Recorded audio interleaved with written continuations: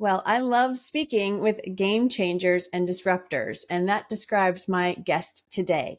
AJ Richards is the founder and CEO of From the Farm, a direct to consumer platform revolutionizing the food supply chain. And they do that by connecting family owned farms and ranchers directly with consumers.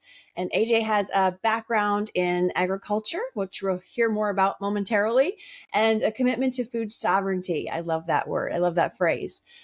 He leads the charge to decentralize the current corporate controlled system and is on a mission to empower small producers to restore transparency in the food industry and offer consumers a direct connection to their food sources. So welcome, AJ.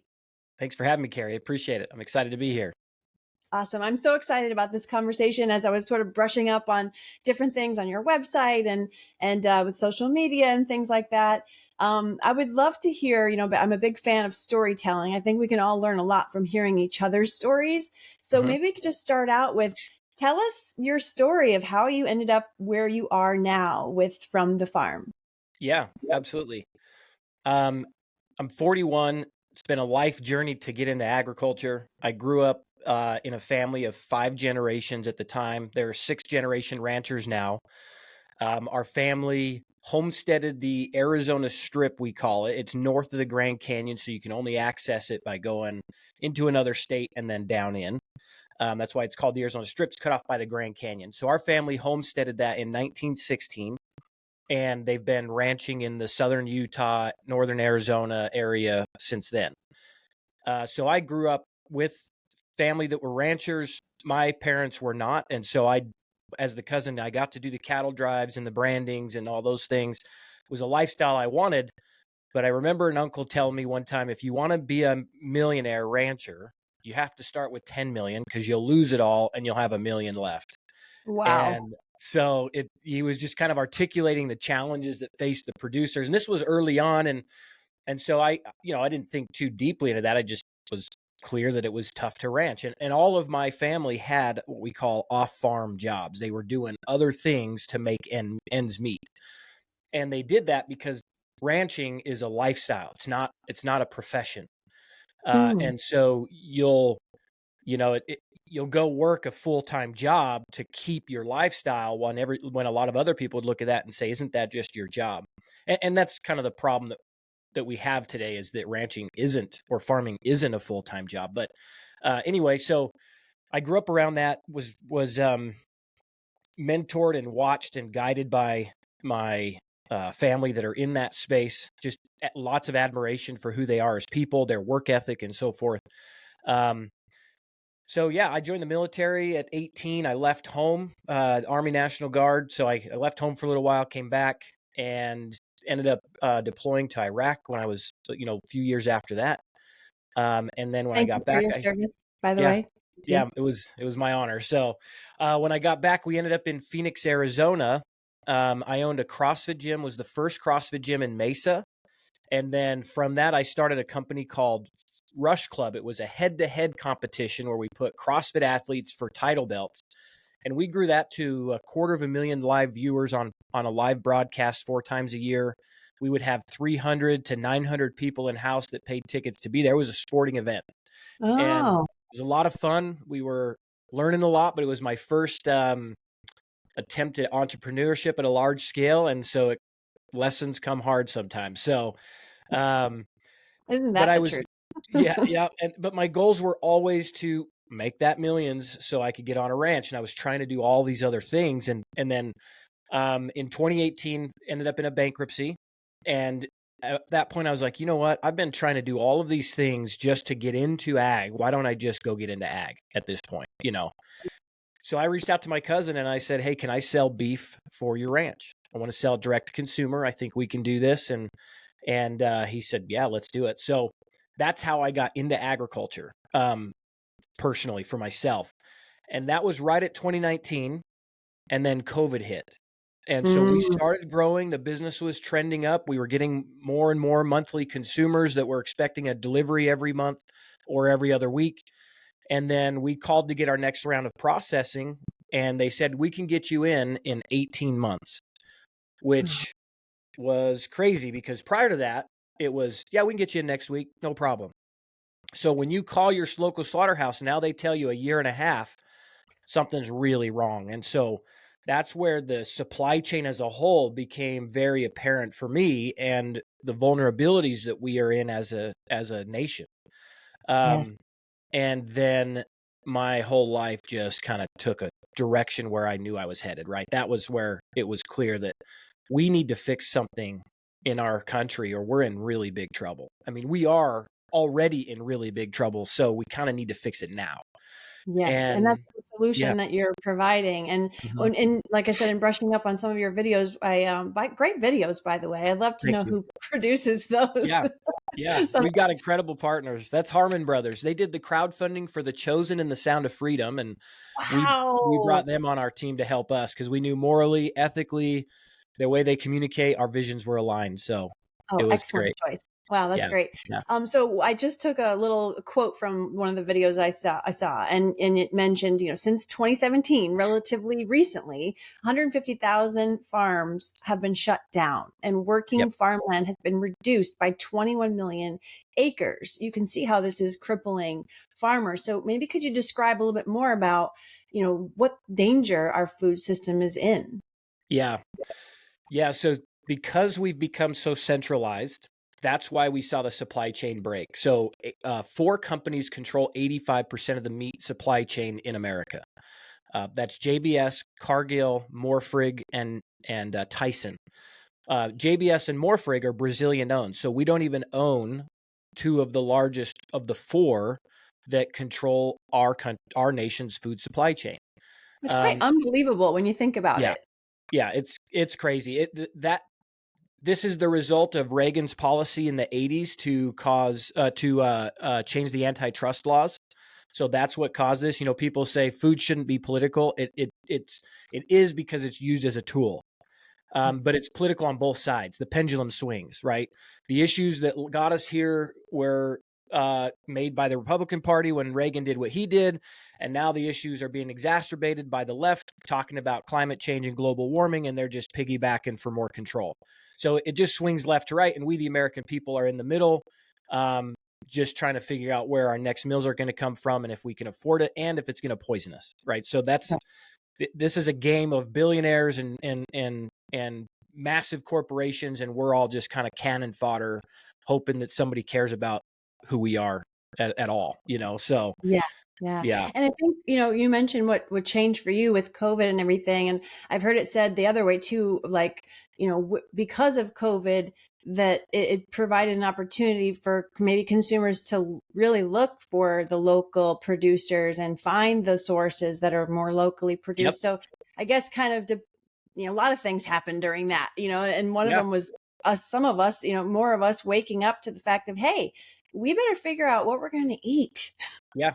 Totally. Yeah. COVID was the biggest blessing of COVID is that from my view, it woke a lot of people up to different things that were being done on our behalf without our consent. And food for me was the focus of what I became aware of is in our food supply chain. It was April 2020 when I had this vision. I was Mm. driving down the road and there's beef in the field and the news is talking about empty store shelves. And I'm like, well, if you knew your farmer and rancher, you wouldn't be worried right now. But those Yeah. going to the grocery store, they're worried. I mean, they're hoarding toilet paper and clearing out the meat shelves. I mean, it was crazy. And so it did bring a lot of awareness. And so I had this vision in 2020 and I was like, no way, somebody should do that, but that's not me. I mean, I know nothing about technology. At the time I was literally just coming out of the bankruptcy and doing whatever. I didn't know what was next for me. So I'm working side jobs, slinging Mm. concrete for my friends' companies or working Walmart distribution at night, just trying to figure out how to get my feet under me. And I mean, that was pretty stressful because I'd just gone through a bankruptcy and now COVID's happening and we didn't know what was going to go on. So I'm like, how am I going to provide for my family? Yeah. But the provisions that I was considering was just having access. And so um, I pushed the vision aside, tried to pawn it off to a few people, and God wouldn't let me sleep. I just Mm. couldn't. I would lay my head down at night for about 3 weeks, and I would picture the face of a man that we fed his family in Iraq. So Mm. while I was there, we had a bunch of care packages sent over and we took this delivery. And now I'm seeing myself as this man watching other people feed my children. And so I couldn't sleep. And so finally I said, okay, God, who do you need me to talk to just to learn that this is a crazy idea and not worth it? That was really what I was thinking. Yeah. So I met my first mentor, my partner, because I started asking questions, and then he's been mentoring me for, almost 5 years now to get to where we are. Wow, that's so cool. I think that speaks to a lot of, just having a conversation last night about how sometimes you have to take the action, just do the thing, whatever the thing is, Yeah. and then it will figure itself out. Because I was saying how I want to figure things out. I want to see the path, and it's like the path is not clear, but I just Yeah. keep doing things. That's a great point. Yep. Yeah. Yep. The learning is in the doing for sure. So Yeah, for sure. yeah, so it was really clear that so why did it take 18 months for us to get slaughter? Well, if people understood, the supply chain has been completely designed for just in time delivery to maximize uh, efficiency and revenue, right? That's the job of any corporation for a company. So if we take all of the maybe evil intentions aside of it and just say, so why? Well, there's a CEO running this company, and their job is to maximize profit and efficiency. And that's it. So it's almost like this machine that's controlling the people running it. Like, your job is to feed me, and that feed me is revenue. Whatever, all other, all other concerns aside, especially at the size of a massive global corporation, like at that point, the individual consumer doesn't matter. Yeah. And so when you have a slaughterhouse, these big companies, there's only 30 processing facilities that process 80% of our meat. Now, Yeah. if you think about that for a minute, that's billions of pounds of beef going through just a handful of processing facilities. And when those get shut down, or if they get compromised, it either stops the supply chain or drastically changes the price of our food from a single, factory burning down, which happened in 2019. A beef processing facility that had 6,000 head a day burnt down, and you saw an immediate change in the cost of beef the next day because it's 6,000 head a day. So supply and demand, they can't provide the supply anymore. I've talked to experts in the field that think that maybe there was some nefarious work going on there, but I don't have any detail for that. But in 2021, JBS got hacked by organization out of Russia, and it shut down all of their processing facilities for a week. And they ended up Wow. having to pay an $11 million ransom to open it back up. That's when they started saying there was a limit on what you could buy at the store. So that They came on. let me just put a pin in Yeah. that for a second. So Yeah. the food system, the company that you mentioned, Yep. was hacked by Mhm. Russian forces and Yep. shut down our supply of food. Yeah. Our And production. this already happened. We have all this threat talk going on, but this Yeah. already happened. Yeah, it's already happened. That's the thing is, people, look, we're all so busy. Anybody listening to this, you have everything you're worried about in your world that you're focused on. And I get it. And they've done a really, I don't, whatever. Society has done a really good job separating us from our most basic human needs as our personal responsibility. Your Right. most important need is food and water. And yet, how many people spend much time considering the source of their food and their water? It's just there. Yeah. You turn the tap Yeah. on, it's there. Hopefully you're not drinking tap water, but you can turn the tap on, it's there. You can go to the grocery store and it's there. So we've become complacent to that as our most important responsibility. We've handed that off to somebody else thinking, "Oh, they got us." And we don't have that right anymore. Like, we really don't. Yeah. I relate So to that so much in the sense of I think if you live in Florida and you've dealt with hurricanes, then you know food and water is very important. And but you forget, like to your point, everyone's busy. They have yep, lives, they have kids, they have businesses, they have whatever. They've got commutes that can be crazy.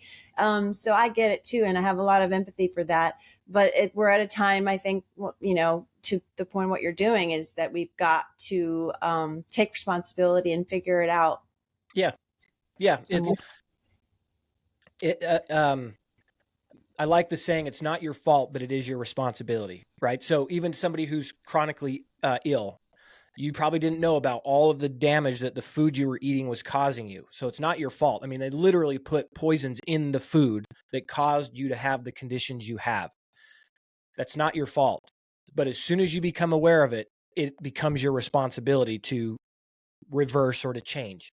And that's really hard, because when you look into, you know, human behavior, mental, emotional aspects, your microgut biome and its relationship to your mind, when Yes. you're already being poisoned, you're in a fog that you can't even see. It's like detoxing. You almost have to go through a drug detox to clear your mind of the fog from the food you're consuming, to start becoming more aware of all of the other things that are happening to you, because you are in a fog. If you're eating highly processed foods and that's your primary diet, I promise you there's a world that you're not seeing, just because of this filter that's over your the brain fog and your view.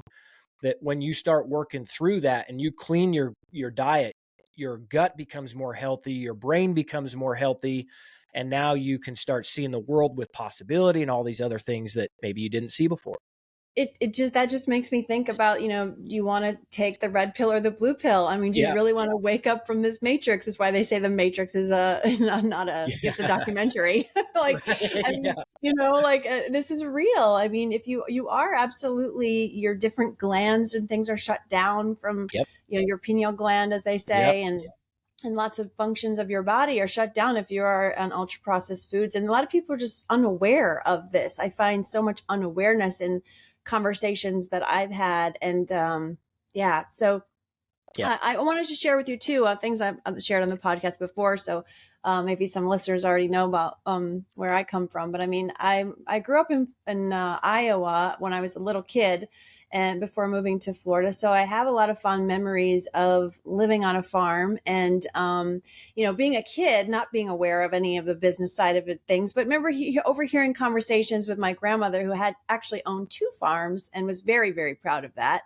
And thinking back now and thinking like, oh, wow, in the 80s, right? When I was a little kid, like, what was farming like? It was, I think from the education I've gotten recently, is that by then farming was kind of already ruined in the sense of like Yeah. subsidized corn and soybeans, because that was what the 300 acres were mostly. I mean, we Yep. had animals, but we had a lot of that land farmed for that. But, why do you think that small farms like what my grandmother owned are in such a danger of disappearing? Like, what's happening? Yeah. So I just pulled up this quote, um, and this is from the Center of Economic Development in 1962. So this is America's Center of Economic Development, and they have a strategy for farmers, but it's not what people would think. So and this is a quote: the movement of people from agriculture has not been fast enough to take full advantage of the opportunities that improving farm technologies and increasing capital create. The CED proposed an adaptive approach to utilize positive government action to facilitate and promote movement of labor and capital where they will be most productive. The goal: remove 1/3 of farmers off farms in 5 years. So let me break that quote down. What they're saying is that we now have so much technology and capital that we don't need grandma and grandpa to be farming. Mom and dad don't need to be on the farm. We also are increasing the size of our cities, and we need manufacturers, we need laborers, we need the people that know how to work hard and have a work ethic. And guess where all those guys are? They're out in the On the fields farm. running their own farm. So we have more money now. We need to buy those up and make them big farms under one massive corporation. And we need the people on those farms to leave so we can buy those up and make them work somewhere else in a factory where they're best available for us, the dictators that are running the decisions here. And we're going to do this through positive government action, meaning in my world as a military veteran, the phrase or quote, the beatings will continue until morale improves, comes to Mm-hmm. mind. And so the reason that happened is because our government put direct policies to move them off the farms and ranches without telling them. So if you think about the suicide rate amongst farmers is equal, if not higher than veterans. Like that's a real Oh, statistic. And that I think hurts my it's, heart. yeah, and it's been going like that for a long time. And yet you've got the same talking heads saying, we've got to do something to save our farmers because they're committing suicide. What can we do? And yet the same or major organization has a different department that's saying, hey, how do we get these guys off this land? We need it. We can do it better. We can control it. We can send it overseas. We can feed the world if we maximize profit, if we use chemicals and fertilizers and herbicides and pesticides. But we've got to be able to make that switch fast. And we can only do that if everybody's in our control. Like Wow. both of these polar opposite conversations were happening, and our farmers and our ranchers were caught in the middle, and they had no idea why they couldn't pencil it out. It's because the entire food industry was being turned against them to support the bigger operations. And Wow, that's what that's an happened. amazing explanation. I've never heard it put so succinctly. Thank Yep. you. Mm-hmm. It makes me also think too that, like, just like we're experiencing now, that there's societal, norms being taught about how great it is to live in the city and how much, more opportunity there is, or just like the different things that I believed when I was younger, like, oh, this is going to be great, move to South Florida and get out of the middle of the country. Nothing's going on, like that's Yep. just so wrong. Now I feel totally different Yeah. about it. And maybe that just comes with age and wisdom. I don't know, Yeah. but, but Farming is yeah, our generation's midlife crisis, I think. yeah, I agree. Oh my God. So true. So, one thing I had caught too on one of your videos, which you do on social media, on YouTube and Instagram, was a mention of glyphosate. And so because I'm from Iowa, that word hits home because I've had my own gut challenges and studied Hmm. nutrition and figured out things and thought like, wow, okay, little kid, well water, Yeah. farming, Yeah. pesticides, hello, Yep. Monsanto's in Iowa. So I was most likely exposed to that. And I was wondering about nowadays, do you find that the farmers that you're connecting to nationwide, do they know the dangers of glyphosate? Is this common knowledge, or do people not know? They don't know. I mean, Wow. it's interesting. Yes, and I shouldn't say they, because I don't know the number. I've talked to producers that when I ask if they use glyphosate, there's a hesitation. Like, one, what is it? And then if I say it's Roundup, it's the active ingredient in Roundup. Oh, yes, we do, or we're trying to get off of it, or whatever. But there's not a lot of knowledge around that, and primarily that's because of the land grant universities. This is where you draw parallels between farming and pharma. Mm. Pharma is who pays to train the doctors to prescribe pharmaceuticals, not to heal people, right? That's Right.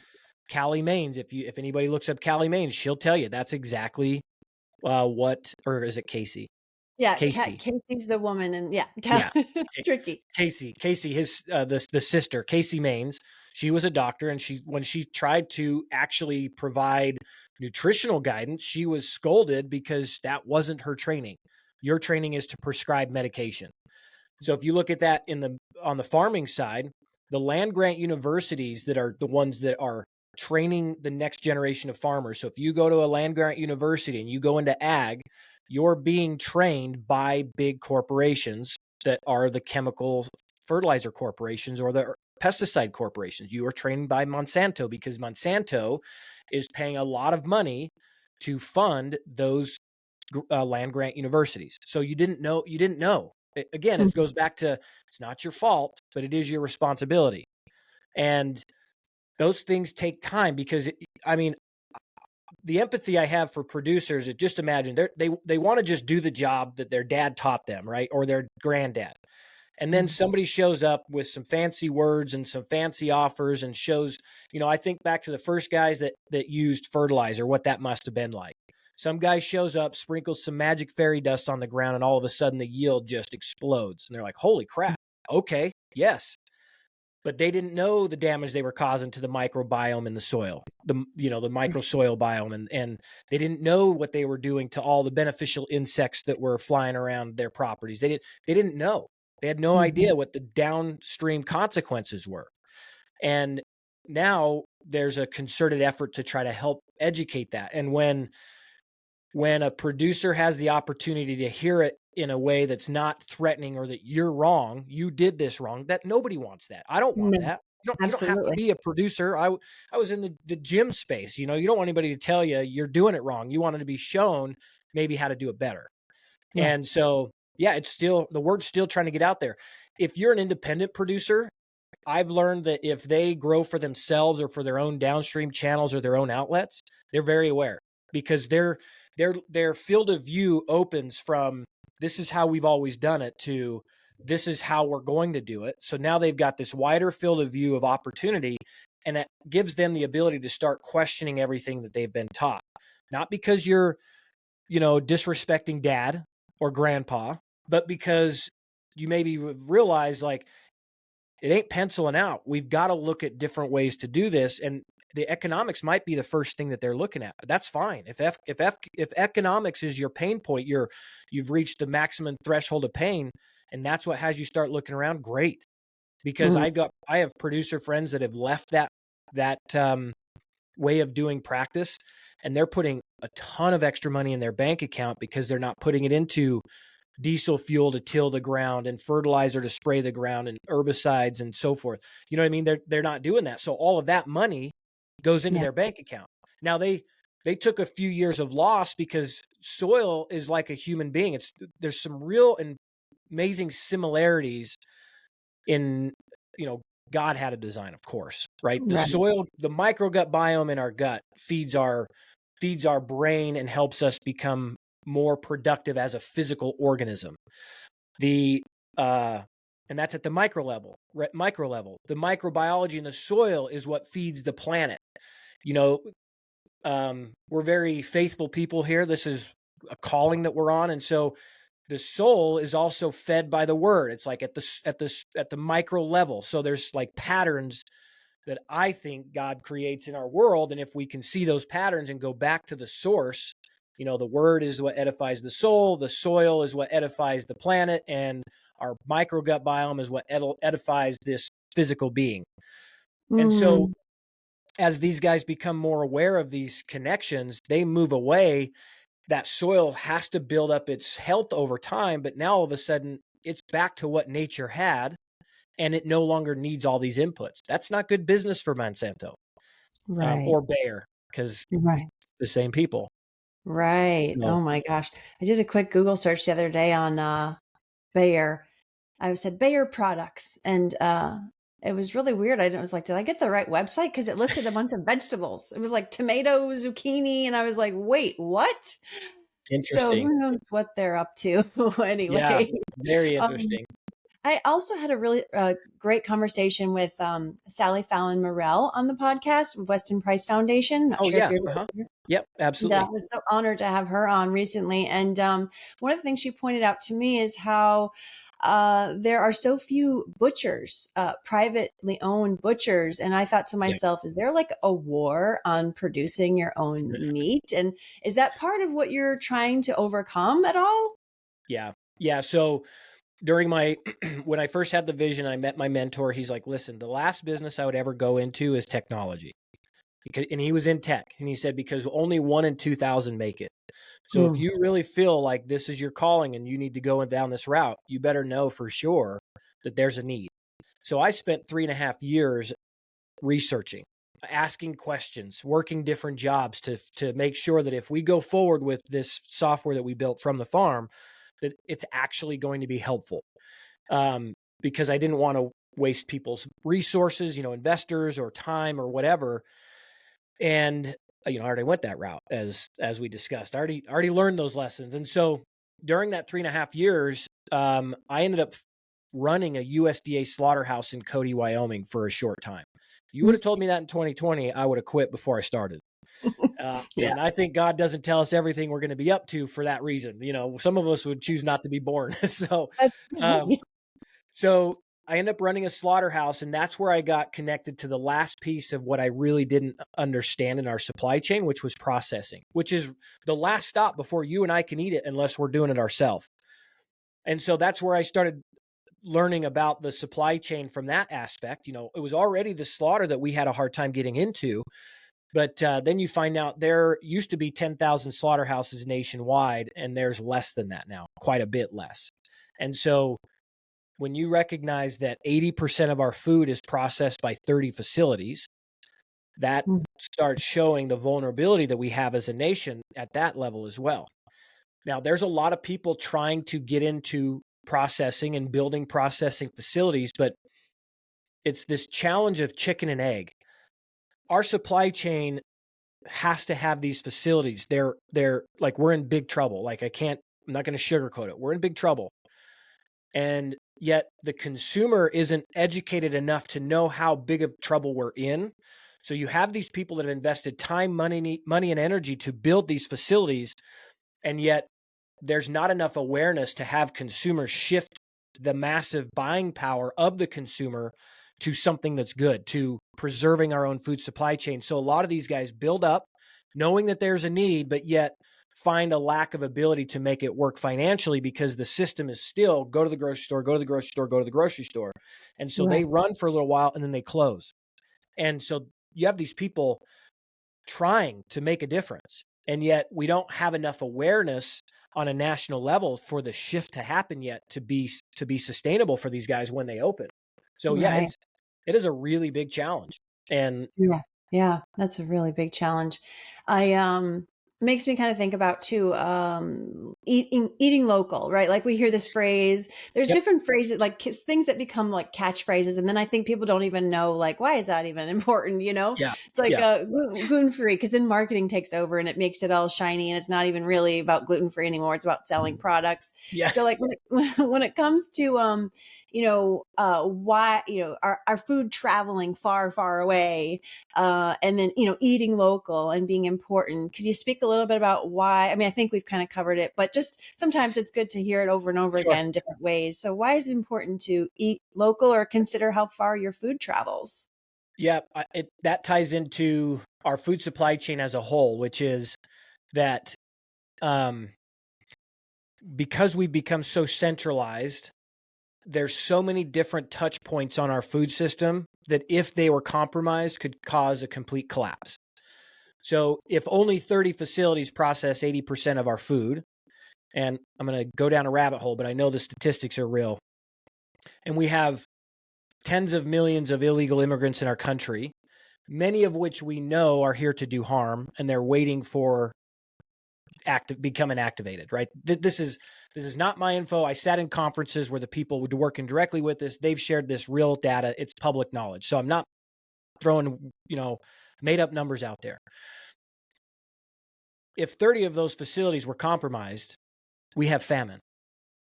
That's simple. We have famine in our country, and famine, people were so far away. We're multiple generations away from anybody in our families ever dealing with that we've forgotten what that actually means, but we would have famine. Now, let's take a view of if things were decentralized, if we were buying local food, if we had the 6.8 million farms we had in 1930 before our government worked to shut them down to where we're at less than 1.8 million, right? If we had small farms and ranches and processors dotted throughout our entire nation, and you had an enemy force that wanted to take out your food supply, that is a much more difficult thing to do, because now you have thousands and thousands and thousands of processing facilities you have to look at and target, and thousands of farms that you have to, millions of farms you have to look at and target versus a handful. So when you're not eating local, what's happening is you're slowly losing those that are even producing food. Like in Phoenix, I'll give you an example. When I lived in Phoenix for 12 years, we'd go back home to Utah and we'd drive through the West Valley. The West Valley, when I first moved there, was all farm ground, vegetables. I was always surprised that they were growing vegetables in the desert when it was 120. Didn't know that was possible, but they were. So they're growing massive fields of produce. The last 5 years I lived down there, they slowly started bulldozing those farms and building warehouses. So now you have Amazon and all these other massive warehouses where we used to grow food. So then just ask yourself, where did they move that to? That farm ground took generations to get it into production. Now, it was most likely fertilizers and chemicals and so forth. And I tell people too, listen, if it's between starving and eating something off the store shelf, I'm going to make the decision to eat off the store shelf, even Right. though I'm making a conscious decision knowing there's probably things in this that aren't going to be best for me, but I'm not starving. Right. So we were at least still producing food. And now I'm not kidding, it is all warehouses. You drive up the 303 and it's warehouse after warehouse after warehouse and very little farm ground left. And so now we're depending on probably coming from foreign countries to get what was there into our country. So And eating that, locally, yeah. yeah, it must just be that, again, it goes back to profit and efficiency, or what, on some level, that would have changed. Somebody benefited from that. We don't know exactly how that all unfolded, but Yeah. Yep. wow. Another question I had floating around in my mind, because I live in a place where I feel like I can't grow anything, although I'm sure I can grow something, like for my own food. And because if I put it outside, there's no guarantee the yard service isn't going to spray it with God knows what. And I just have kind of struggled on how do I contribute to like the soil health, because like you said before, the healthy soil feeds the planet. Like we're Yeah. losing our healthy soil because of all this monocrop agriculture. So I thought, would it help the larger scale if I actually started like composting and then just put it out in the backyard? Would that do any good, do you think? Well, yeah, because one, what you would send in compost, what would become compost that would go to the landfill just becomes a smoking pile of methane gas, right? And it doesn't really contribute because it's in that sort of landfill. So you would contribute by reducing that out of the landfill, and yeah, your own backyard would get the benefit of that. So I think the biggest value to that is just the collective view that if people took it, that okay, I might just be one person, but if millions of people are just the one person, now you've actually made a difference, right? Right. Um, there is an organization called Food Forest Abundance that we're partnering with. Hmm. They help people build a food forest in multiple sizes, and a food forest is a plot of land. Like they have quarter acre and then quarter acre to 1 acre and then 1 acre to 3 acre plans, right? So if all you've got is a small quarter acre, they can build you a plan on what you can grow, companion plants and trees. That's all food. But also, like, if you're busy like me, doesn't need regular maintenance. You're not out tilling the ground and farming the ground. It works in harmony amongst its own plant life and builds that. And actually, the founder lives in Florida and has a demonstration site there that's incredible.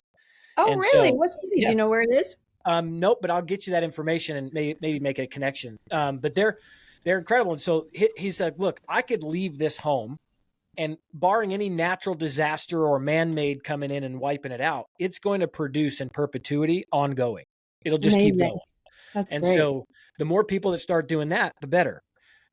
Our vision for From the Farm is to not just stop the loss of our existing farms and ranches. So, like, we have a broken system, and what's the good of sustaining a broken system if it's broken?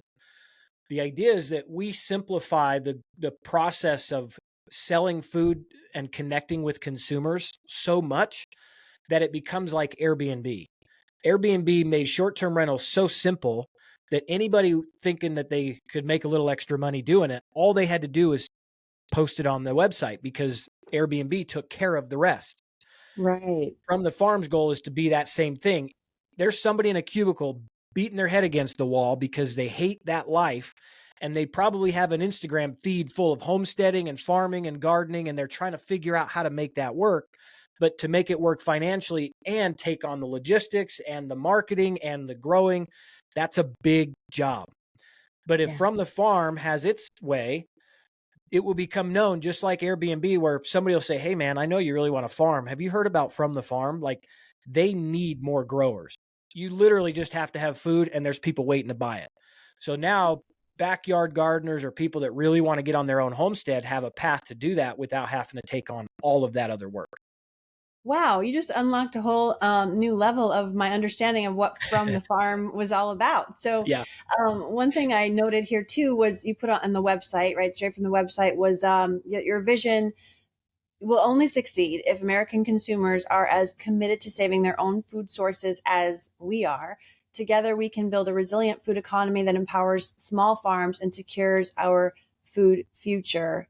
I love that. It highlights how, again, like we all have to be on board and involved and understand the problem so we can Yep. be part of the solution. So maybe from there, can you tell us a little bit about what your mission exactly is and just Mhm. flesh it out for us so we have a real clear understanding.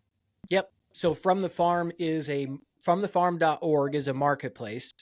We vet all of the producers that they are family-owned operations. So when you go on there, we've spoken to them all, confirmed that they're a family operation.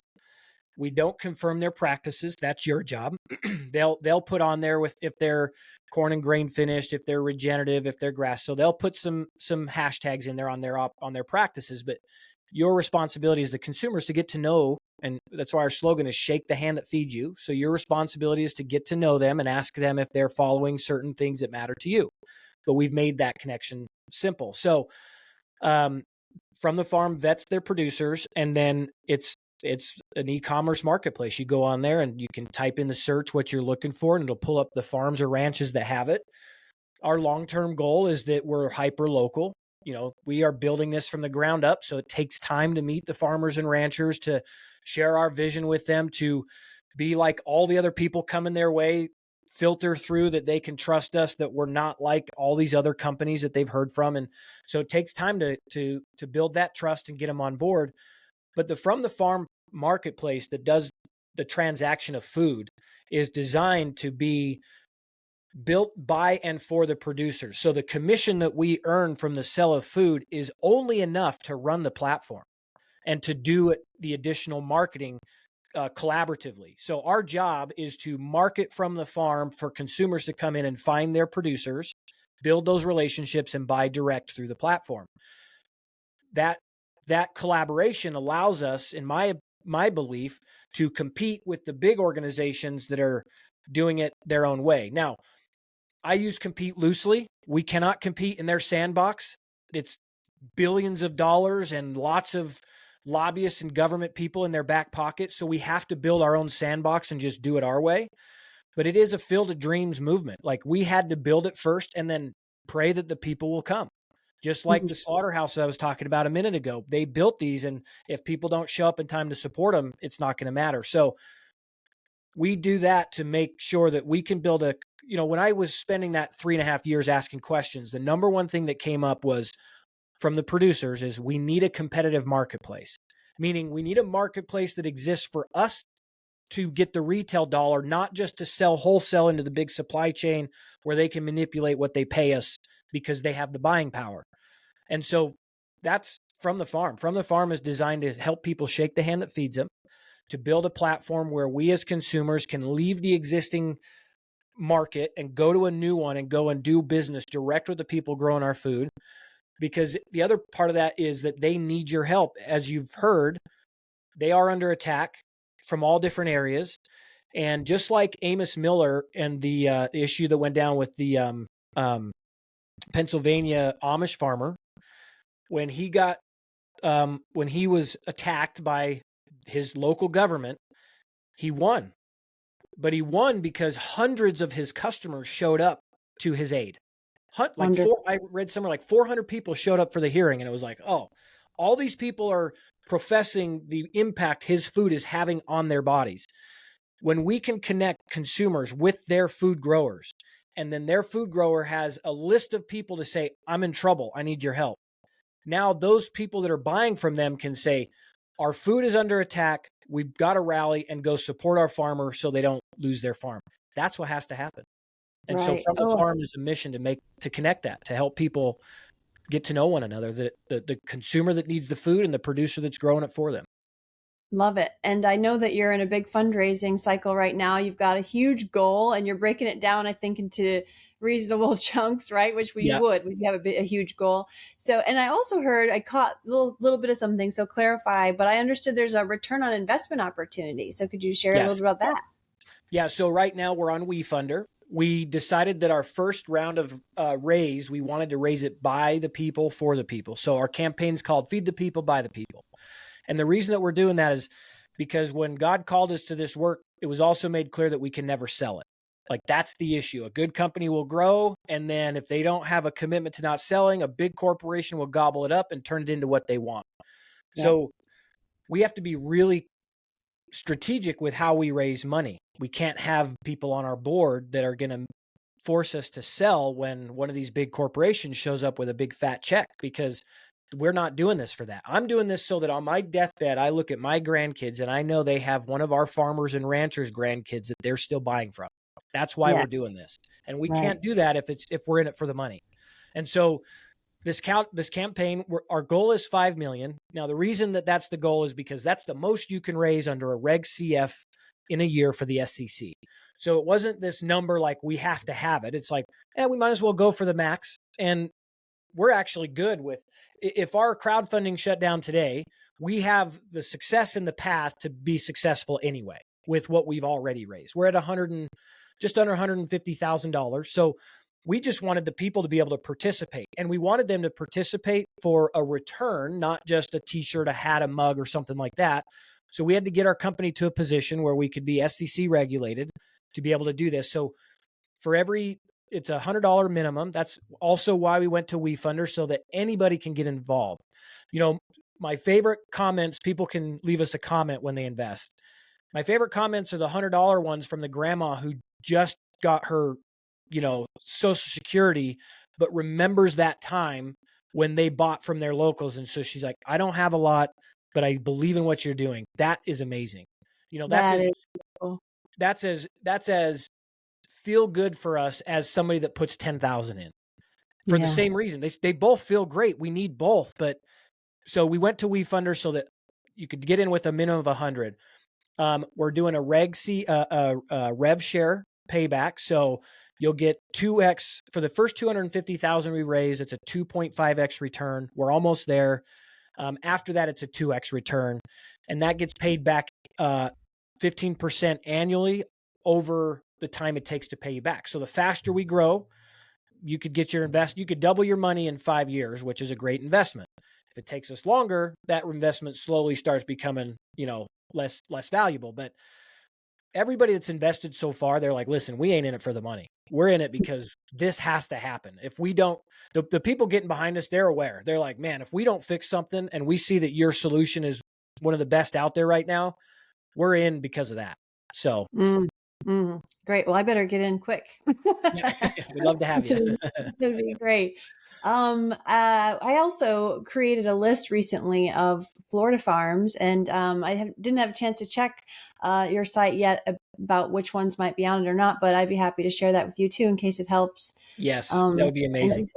For the listeners out there, I had a chance to order from Quincy Cattle in Chiefland, Florida.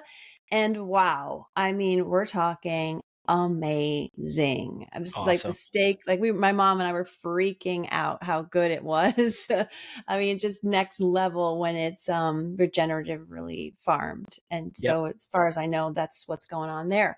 And then I was just curious, this is like a sidebar, that you chose WeFunder. You mentioned that for the fundraising. I know that there's some fishy behavior on some of the other fundraising platforms. So I've also heard Give, Send, Go is a good one. I was just curious, how'd you land on WeFunder? Yeah, I got introduced to WeFunder a long time ago from my previous business. We looked at that for that business. We never went forward. And so I've kept an eye on that to see what's going on. And there's been some really awesome businesses go through there and do well. Also because we're so busy building this platform that we also had to use a service that kind of handles, it took a lot of work to get us on the platform, but now that platform has been developed enough where it helps us with communication. It helps us with all of the legal paperwork. So it made raising money in a crowdfunding much easier. I'm familiar with Give, Send, Go, but we had to use a platform that was SEC regulated because we are doing a return. So we had to go through all SEC compliance just to be listed on there because this is a regulated raise. And so that's why they're Give, Send, Go. We did that really early on, but that's a donation website. And so I'm not too familiar, as you can see. Yeah. So some of those are just purely donation. There is no return. Some of those you can give shirts and hats and so forth, but they're not SCC regulated. And then there are a handful that are SCC regulated where it actually has to go through all that. So that's why we fund her. I've seen people comment, like, I didn't know this until now because somebody commented, well, people get way in the weeds on things, Bezos is backing this, so it's got to be red flag. And I'm like, because I know Bezos and we shook hands, and that's why I'm on this. Like, listen, these big guys have their hands in everything, so you can go nitpick every business and industry out there if you want, and you're going to find a tie. That's right. Just come and listen to my stuff. Go listen to my social media. You're going to find out that I'm not playing in the field with any of these guys if I can help it or know better. I mean, right. So just different things like that where it's like, okay, come on. Yeah. Well, I love supporting my local farmers as well as any other farmers I can find. And I knew you'd be wearing a hat today, so I brought a hat too. It's Make Produce Organic again. I love it. I love it. And it's from a farm I found on Instagram, Alpine, I want to say. I don't know if you're familiar with them, but I love their hat. And I have their Farms Over Pharma hat and sweater, so I do know who they are. Yeah, shout out to them too. You guys are doing great work. So with that, I will just close and say thank you so much for being my guest, AJ. I really appreciate this conversation, and I'll look to help spread the word as much as I can about what you're up to because I think it's awesome. Awesome. Thank you, Carrie. I appreciate it. For everyone else listening, I will just say stay healthy so you can stay happy, and I'll see you on the next one.